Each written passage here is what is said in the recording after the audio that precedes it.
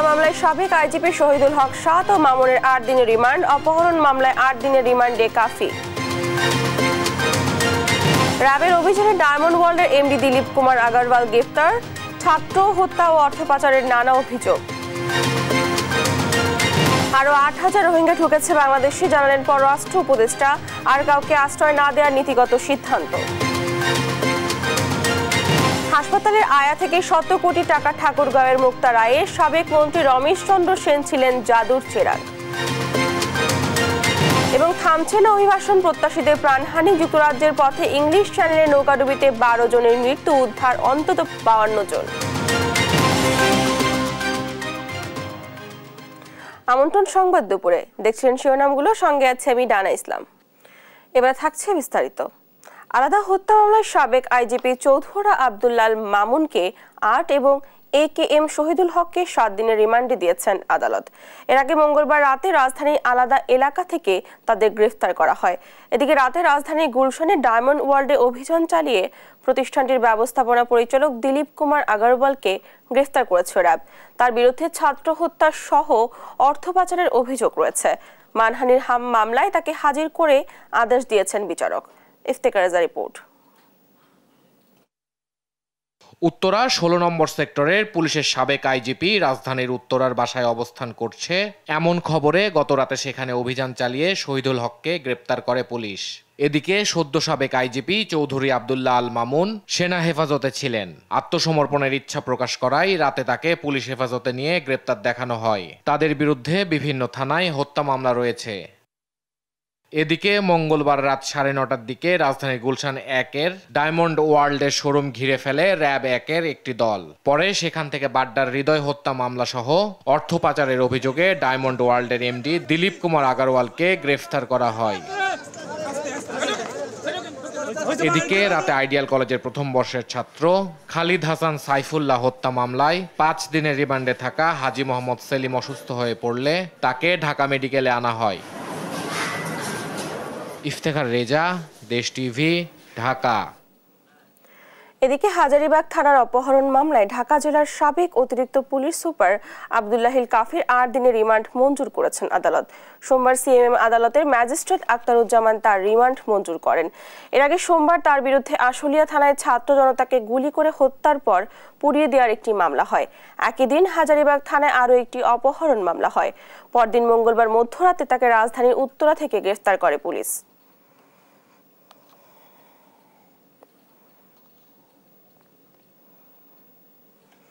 বরিশাল বিশ্ববিদ্যালয় ও বিএম কলেজের শিক্ষার্থীদের দফায় দফায় সংঘর্ষে মধ্যরাতে রণক্ষেত্রে পরিণত হয় বরিশাল নগরী। এ ঘটনায় সাংবাদিক, বাস চালক ও শিক্ষার্থী সহ কমপক্ষে 25 জনকে আহত হয়েছে। গত রাতে নগরীর বিভিন্ন এলাকায় এই ঘটনা ঘটে।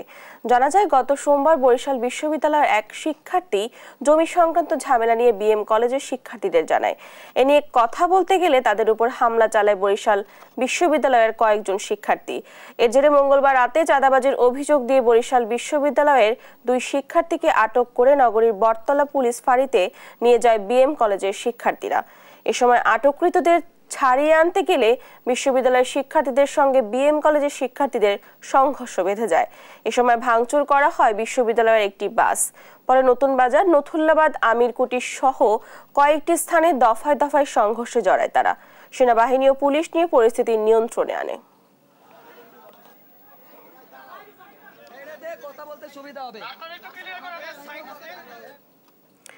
নতুন করে 8,000 রোহিঙ্গা বাংলাদেশে প্রবেশ করেছে বলে জানিয়েছেন পররাষ্ট্র উপদেষ্টা তৌহিদ হোসেন। তবে আর কাউকে প্রবেশ করতে না দেওয়ার সিদ্ধান্ত জানান তিনি। এদিকে চলতি মাসে মার্কিন সহকারী পররাষ্ট্রমন্ত্রী ডোনাল্ড লুর বাংলাদেশ সফরের সঙ্গে সেন্ট মার্টিন ইস্যুর কোনো সম্পর্ক নেই বলেও জানান পররাষ্ট্র উপদেষ্টা। বিস্তারিত শিউলি রায়ের রিপোর্টে। সাম্প্রতিক বিভিন্ন বিষয় নিয়ে নিয়মিত ব্রিফিংয়ে অংশ হিসেবে মঙ্গলবার বিকেলে গণমাধ্যমের সামনে আসেন পররাষ্ট্র উপদেষ্টা তৌহিদ হোসেন।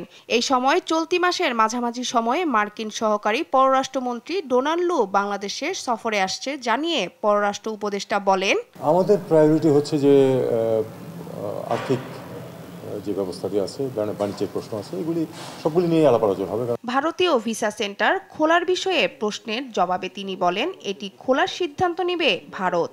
ভারতীয়রা কখন ভিসা পুনরায় চালু করবে এটা অ্যাবসলিউটলি তাদের সিদ্ধান্ত। না, আমি মনে করি না যে তাদের ভিসা পলিসি আমাদের সুসম্পর্কের ক্ষেত্রে খুব বড় কোনো বাধা হয়ে দাঁড়াবে, কারণ তারা তো সাধারণ ভিসা সিকার যারা তাদেরকে তো কোনো বাধা দিচ্ছে না। এটা একটা বিশেষ ক্যাটাগরিতে তারা তাদের আইন অনুযায়ী করছে। এখানে এটা আমাদের সম্পর্কের ক্ষেত্রে বাধা হয়ে দাঁড়াবে বলে আমি মনে করি। এই সময় নতুন আরও ৮,০০০ রোহিঙ্গা বাংলাদেশে প্রবেশ করেছে জানিয়ে নতুন করে আর কোনো রোহিঙ্গাকে আশ্রয় না দেওয়ার নীতিগত সিদ্ধান্ত জানান পররাষ্ট্র উপদেষ্টা। ৮,০০০ রোহিঙ্গা ঢুকে গেছে এখানে। এই বর্ডারের বিষয়টা যদিও আমার না, কিন্তু যখন ঢুকে পড়লো তখন বিষয়টা আমাদের হয়ে যায়, আমাদের সাধ্যের অতীত আর কাউকে আশ্রয় দেওয়া। প্রধান উপদেষ্টার উপর সম্মান জানিয়ে সংযুক্ত আরব আমিরাতে সাজাপ্রাপ্ত ৫৭ বাংলাদেশিকে সাধারণ ক্ষমা করেছে বলেও ব্রিফিংয়ে জানান তিনি। শিউলি রায়, দেশ টিভি, ঢাকা। জনরোষে পড়ার আগেই নির্বাচন কমিশনকে পদত্যাগের আহ্বান জানিয়েছেন বিএনপির স্থায়ী কমিটির সদস্য ডাক্তার AZM জাহিদ হোসেন। তিনি বলেন, বিগত সরকারের ক্ষমতাকে পাকাপোক্ত করতে কাজ করার পরও নির্লজ্জের মতো চেয়ার আঁকড়ে ধরে রেখেছে নির্বাচন কমিশন। সকালে বিএনপির কেন্দ্রীয় কার্যালয়ে ত্রাণ সংগ্রহ কেন্দ্রে এ কথা বলেন ডাক্তার জাহিদ। এ সময় বিগত সরকারের সুবিধাভোগীদের বাদ দিয়ে দুর্নীতি দমন কমিশন পুনর্গঠনের আহ্বান জানান তিনি। এ পর্যন্ত ১৩ কোটি টাকার বেশি ত্রাণ বিতরণ করা হয়েছে জানিয়ে বলেন, জনগণের দল হিসেবে দুর্গতদের পাশে আছে বিএনপি। আজকেও তারা বহাল তবিয়তে বসে আছে নির্লজ্জের মধ্যে, যারা আমি আর ড্যামিং নির্বাচন করেছে এবং যারা একসময় দিনের ভোট রাতে করেছে, একসময় বিনা ভোটে এমপি উপহার দিয়েছে।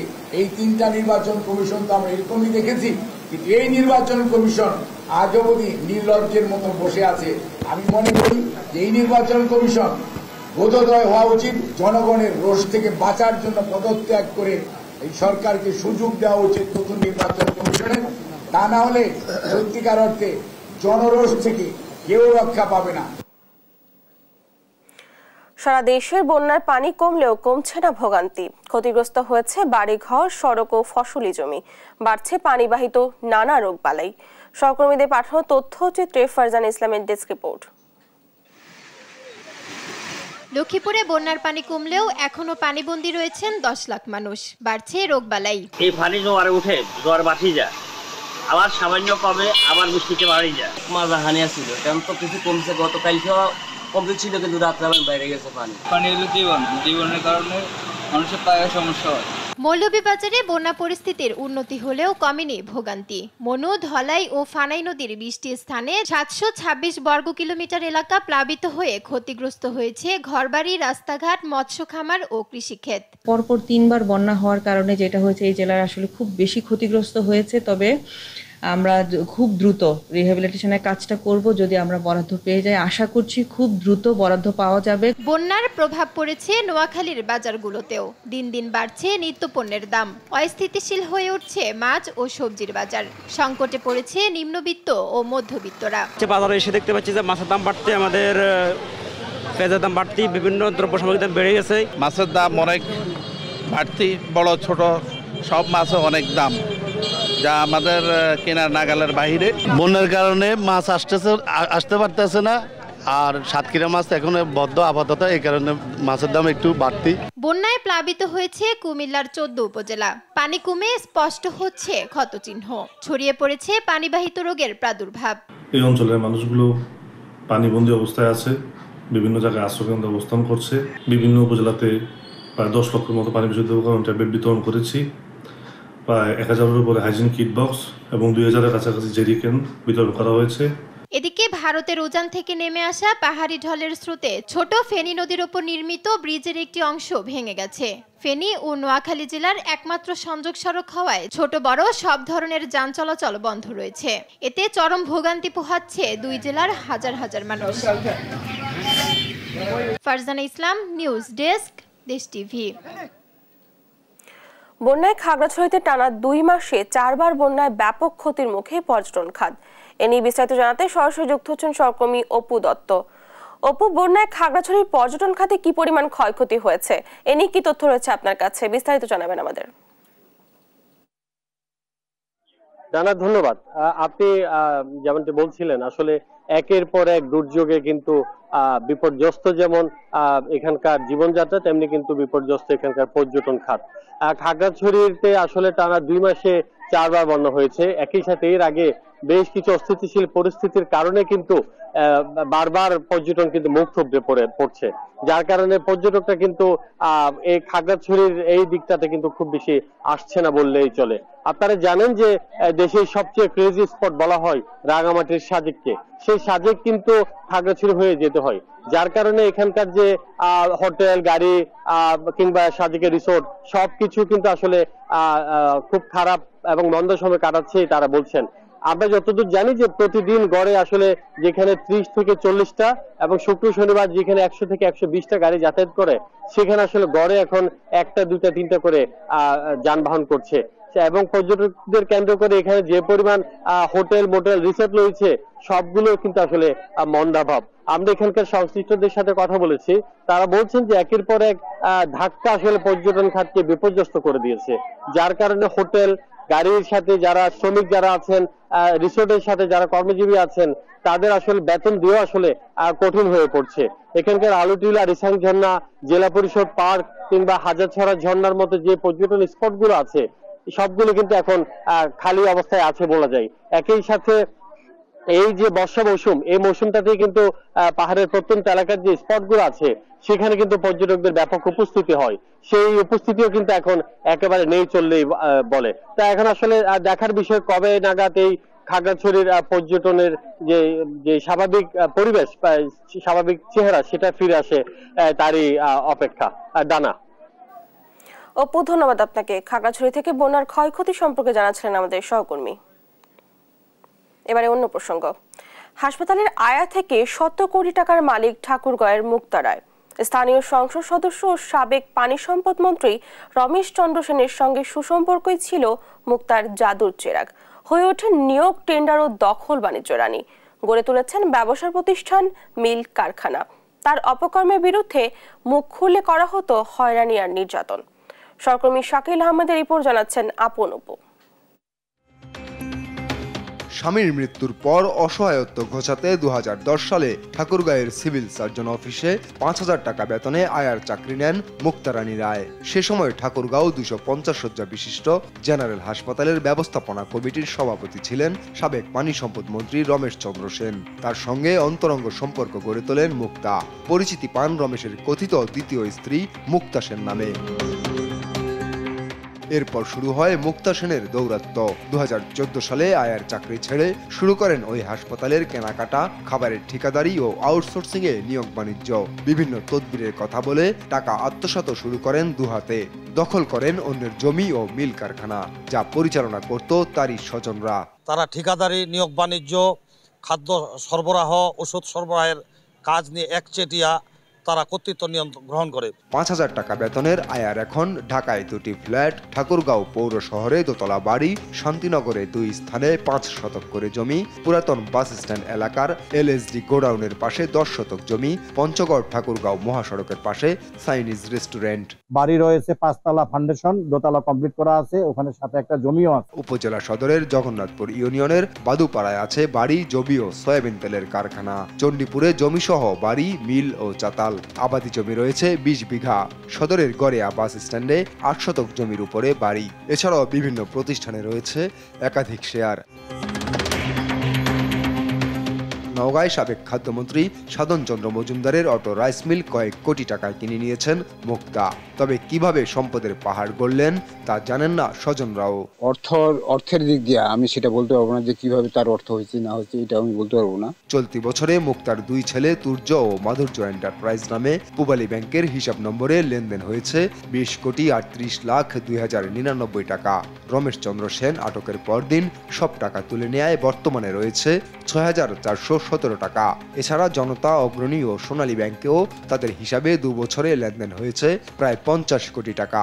শুধু নিজেই নয়, ভাইদের রাজনীতিতে নাম লিখিয়ে করে দিয়েছেন ঠিকাদারি ও ব্যবসা প্রতিষ্ঠান। ভাতিজা ভাতিজিদের বাগিয়ে দিয়েছেন সরকারি চাকরি। আয়া থেকে কোটিপতি বনে যাওয়া মুক্তার সম্পদের বিষয়ে তদন্তের মাধ্যমে জব্দ এবং দৃষ্টান্তমূলক শাস্তির দাবি এলাকাবাসীর। নিউজ ডেস্ক, দেশ টিভি। রাজশাহী অঞ্চলে একসময় বড় শিল্প কারখানা গড়ে উঠেছিল। নানা সংকটে সেগুলো এখন ধুঁকছে, কিন্তু কাঁচামাল ও কম মূল্যে শ্রমিক পাওয়ার সুযোগ থাকলেও গেল 5 দশকে এখানে গড়ে ওঠেনি শিল্প কারখানা। এজন্য যোগাযোগ অবকাঠামোর অভাবকে দায়ী করছেন উদ্যোক্তারা। কাজী শাহেদের প্রতিবেদনে বিস্তারিত। পাটকল, চিনিকল, টেক্সটাইল, রেশম সবই ছিল রাজশাহীর। এখনো এসব রাষ্ট্রায়ত্ত প্রতিষ্ঠান আছে, এরই মধ্যে বন্ধ হয়ে গেছে পাটকল, অন্যগুলোও চলছে ধুকে ধুকে। রপ্তানি উন্নয়ন ব্যুরো বলছে, ক্ষুদ্র উদ্যোক্তারা প্রতি বছর 5 থেকে 6 কোটি ডলারের পণ্য রপ্তানি করলেও রাষ্ট্রায়ত্ত প্রতিষ্ঠানগুলো বন্ধ হচ্ছে। যোগাযোগ অবকাঠামো না থাকায় গড়ে উঠছে না নতুন শিল্প। যোগাযোগ অবস্থা এখানে শুধুমাত্র একমাত্র রোড ছাড়া অন্য কোনো সেক্টরে যোগাযোগের কোনো সুযোগ এখনো পর্যন্ত হয়নি। বিশেষ করে ট্রেনে হয়নি, আকাশপথে হয়নি, পানিপথে তো হয়নি। কর্মসংস্থান বাড়াতে প্রতি বছর সরকারের কাছে প্রস্তাবনা পাঠান ব্যবসায়ীরা, কিন্তু আমলে নিয়ে নেই কোনো পরিকল্পনা। নতুন শিল্প কারখানা নয়, আগেরগুলোই চালুর দাবি এই ব্যবসায়ী নেতার। আমরা চাই এই অঞ্চলে যেহেতু ভারী শিল্প নাই, সেহেতু এই যে রাষ্ট্রীয়ত্ব যে 4টা শিল্প আছে, টেক্সটাইল মিল আছে, সুগার মিল আছে, সেরিকালচার আছে, আমাদের জুট মিল আছে, এই মিলগুলান যদি চালু করতে পারি তাহলে এই অঞ্চলে যে কর্মসংস্থানের যে একটা ঘাটতি সেটা কিন্তু অনেক অংশে পূরণ হবে। দৃশ্যমান কিছু উন্নয়ন হলেও দীর্ঘ সময় কর্মসংস্থান বাড়াতে কোনো উদ্যোগ নেই রাষ্ট্রের। ফলে রাজশাহীতে বাড়ছে বেকারত্ব। নতুন কিছু প্রযুক্তি নির্ভর কর্মসংস্থানের সুযোগ তৈরি হলেও তা অপরিকল্পিত। উন্নয়নের পাশাপাশি যদি কর্মসংস্থান না হয় তাহলে এই উন্নয়ন বৃথা বলে আমি মনে করি।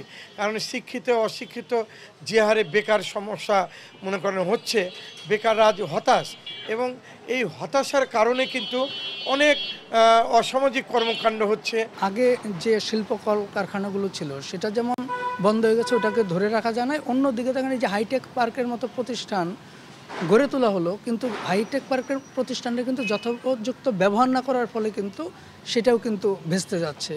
তো এইটা আমার কাছে মনে হয় যে বেকারত্বের অন্যতম একটা কারণ। অন্যদিকে এই যে হাইটেক পার্ক সব বিভিন্ন যে প্রতিষ্ঠান গড়ে তোলা হলো, এটা কেন করা হলো সেটা কিন্তু সুস্পষ্ট পরিকল্পনার অভাব বলে আমার কাছে মনে হয়। ব্যবসায়ী নেতারা বলছেন, রাজশাহীতে কৃষি নির্ভর শিল্পের কাঁচামাল ও দক্ষ জনবল সহজলভ্য। রাষ্ট্রের পরিকল্পিত সহযোগিতা পেলে এসব বন্ধ শিল্প কারখানার চাকা ঘুরবে আবারও। সেই সঙ্গে গড়ে উঠতে পারে নতুন শিল্প। কাজী শাহেদ, দেশ টিভি, রাজশাহী।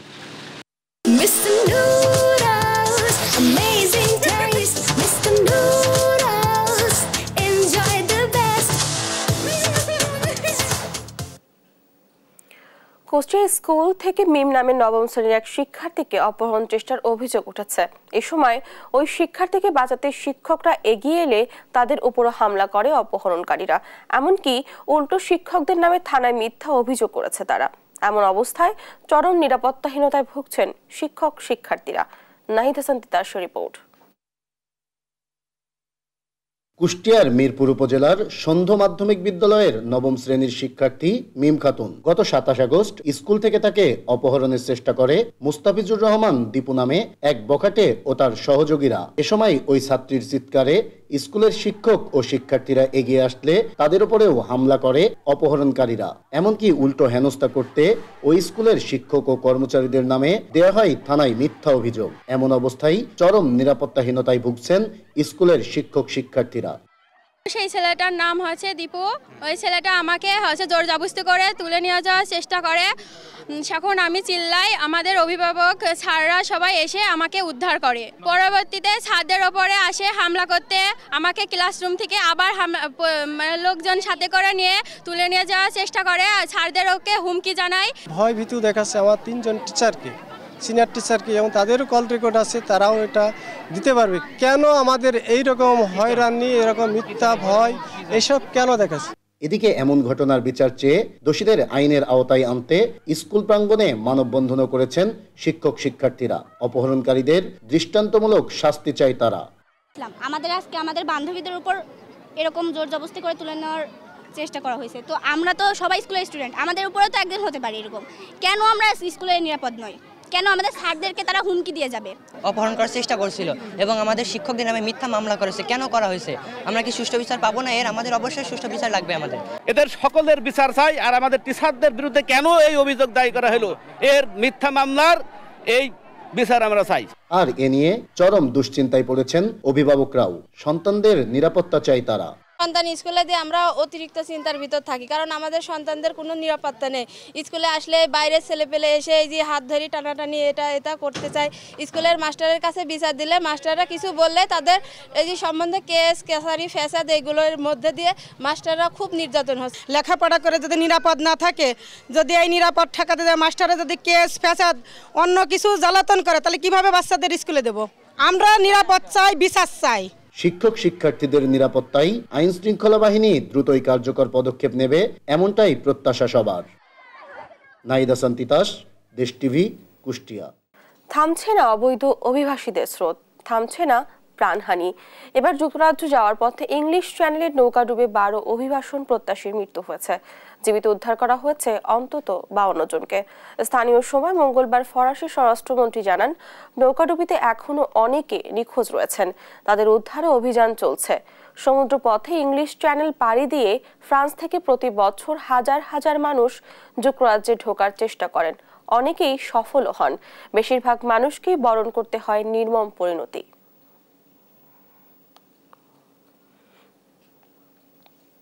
গাজায় যুদ্ধবিরতি ও জিম্মি চুক্তি নিয়ে চরম চাপে ইসরায়েলের প্রধানমন্ত্রী বেনিয়ামিন নেতানিয়াহু। জেরুজালেমে প্রধানমন্ত্রীর বাসভবন থেকে শুরু করে সব এলাকা এখন বিক্ষোভে উত্তাল। যুদ্ধবিরতি চুক্তিতে না পৌঁছানোর জন্য নেতানিয়াহুকেই দুষলেন বেনি গ্যান্টজ। আর যুদ্ধবিরতি কার্যকরী ইসরায়েলের পাশে থাকার কথা জানিয়েছে যুক্তরাষ্ট্র। এমন পরিস্থিতিতেও গাজা ও অধিকৃত পশ্চিম তীরে হামলা অব্যাহত রেখেছে ইসরায়েলি বাহিনী। এ নিয়ে আরো জানাচ্ছেন আফরিন মৌ। গাজায় যুদ্ধবিরতির দাবিতে রাতের আধারেও প্ল্যাকার্ড হাতে বিক্ষোভে উত্তাল ইসরায়েল। টায়ার জ্বালিয়ে চলছে প্রতিবাদ। 6 জিম্মির নিহতের ঘটনায় টানা তৃতীয় দিনের মতো মঙ্গলবার ইসরায়েলের রাজপথে নামে লাখো মানুষের ঢল।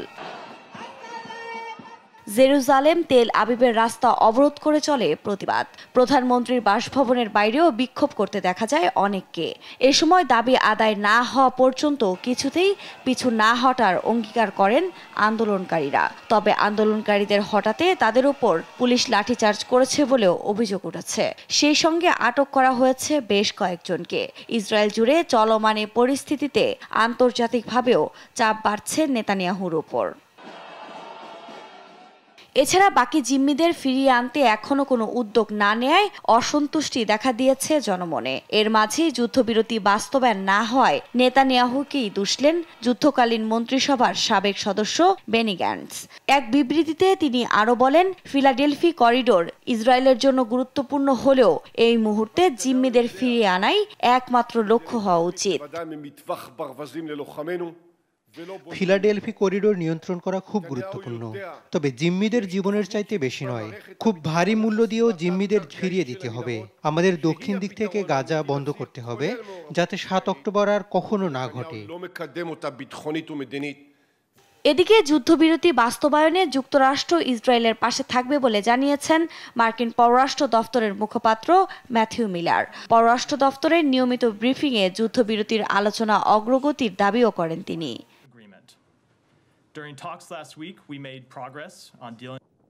এ পরিস্থিতির মধ্যেও গাজা জুড়ে নারকীয় হত্যাযজ্ঞ চালাচ্ছে বর্বর ইসরায়েলি বাহিনী। স্থানীয় সময় মঙ্গলবারও উত্তর গাজা শহর এবং দক্ষিণের রাফাতে বিমান হামলা চালায় তারা। এতে বেশ কয়েকজন হতাহতের খবর পাওয়া গেছে। এছাড়া পোলিও টিকা কার্যক্রম অব্যাহত রাখতে গাজার মধ্যাঞ্চলে যুদ্ধ বন্ধ রয়েছে বলে জানানো হলেও সেখানেও থেমে থেমে চলছে হামলা। শুধু গাজাই নয়, অধিকৃত পশ্চিম তীরেও অভিযানের নামে নিরীহ ফিলিস্তিনিদের মারছে ইসরায়েলি বাহিনী। স্থানীয় গণমাধ্যমের বরাতে জানা যায়, গেল 2 দশকের মধ্যে অঞ্চলটিতে সবচেয়ে বড় অভিযান চালাচ্ছে আইডিএফ। আফরিন মৌ, নিউজ ডেস্ক, দেশ টিভি। পাকিস্তানের বিপক্ষে সিরিজ জয়টা মোটেও অবিশ্বাস্য নয়। বাংলাদেশের কাছের এমন পারফরমেন্স প্রত্যাশিত, এমনটাই বলছেন জাতীয় দলের সাবেক ক্রিকেটার মেহরাব হোসেন অপি ও তুষার ইমরান। তাদের মতে পুরো সিরিজ জুড়ে 3 বিভাগেই দলগত পারফরমেন্সে পাকিস্তানের মাটিতে ইতিহাস গড়েছে বাংলাদেশ। রিফাত আঞ্জুমের রিপোর্টে বিস্তারিত। রাওয়ালপিন্ডিতে পাকিস্তানের বিপক্ষে ইতিহাস গড়েছে বাংলাদেশ। 2 ম্যাচের টেস্ট সিরিজে যে ধরনের ক্রিকেট খেলেছে বাংলাদেশ, তাতে মনে হয়েছে টেস্ট জয়টা যেন টাইগারদের প্রত্যাশিত ছিল। ব্যাটিং, বোলিং, ফিল্ডিং 3 বিভাগেই বাংলাদেশের কাছে পাত্তাই পায়নি পাকিস্তান। একটা ইনিংসে ব্যাট করতে নেমে 26 রান তুলতেই 6 উইকেট হারিয়ে ফেলা, এরপর সেখান থেকে ঘুরে দাঁড়িয়ে শেষ পর্যন্ত 6 উইকেটে ম্যাচ জেতা, কিংবা একটা দল আগে ব্যাট করে প্রথম ইনিংসে 450 করেছে, সেই ম্যাচে লিড নিয়ে অনায়াসেই 10 উইকেটে জেতা তো আর মুখের কথা নয়। বাংলাদেশ এই কাজটা করে দেখিয়েছে খুব সহজেই।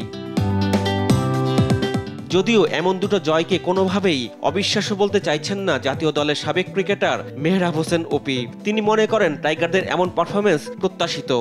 অবিশ্বাস্য না, এই কারণেই বলছি যে প্রত্যাশিতই ছিল, এবং প্রত্যাশিতটা তখনই হয়েছে আমার কাছে মনে হয় যে প্রথম টেস্ট ম্যাচটা আমরা যখন 10 উইকেট জয়লাভ করি, স্বাভাবিক এটা প্রত্যাশিত থাকে না। আমাদের ক্রিকেটাররা যে ধরনের ক্রিকেট খেলেছে, একাধারে আমার কাছে মনে হয় না ব্যাটসম্যান এবং বোলাররা এই ধরনের সম্মিলিতভাবে পারফরমেন্স অন্য কোনো টেস্ট ম্যাচে ছিল না, বিদায় আমরা কখনো জিততে পারিনি। জাতীয় দলের আরেক সাবেক ক্রিকেটার তুষার ইমরানও বলছেন বাংলাদেশের এই ঐতিহাসিক টেস্ট সিরিজ জয়টা প্রত্যাশিত। টাইগারদের দলগত পারফরমেন্সের সমন্বয়ে এসেছে এমন সাফল্য। স্পোর্টিং উইকেটে বাংলাদেশ যে ভালো করতে পারে সেটাও বুঝিয়ে দিয়েছে লিটন মিরাজরা।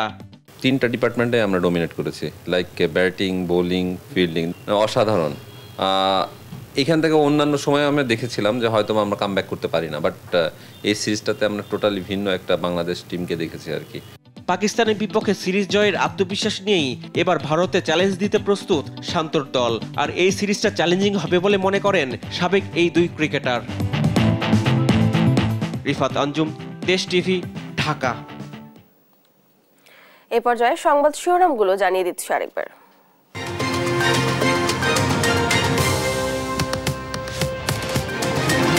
হত্যা মামলায় সাবেক আইজিপি শহীদুল হক, 7 ও মামুনের 8 দিনের রিমান্ড। অপহরণ মামলায় 8 দিনের রিমান্ডে কাফি। র্যাবের অভিযানে ডায়মন্ড ওয়ার্ল্ডের এমডি দিলীপ কুমার আগরওয়াল গ্রেপ্তার। ছাত্র হত্যা ও অর্থ পাচারের নানা অভিযোগ।